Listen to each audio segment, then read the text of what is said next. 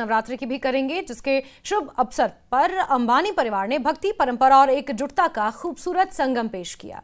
घर में गूंजती आरती की पावन धुन से लेकर गरबा की रंगीन रौनक और गुजरात के हुनरमंद कारीगरों की सजावट तक हर पल देवी मां को समर्पित रहा। रिलायंस फाउंडेशन की चेयरपर्सन नीता अंबानी ने अपने विशेष प्रदर्शन से भक्ति और उत्सव का ऐसा संगम रचा जिसने सबके दिल को छू लिया। ये जश्न सिर्फ एक परिवार का नहीं बल्कि भारतीय संस्कृति, परंपराओं की शान का प्रतीक बन गया।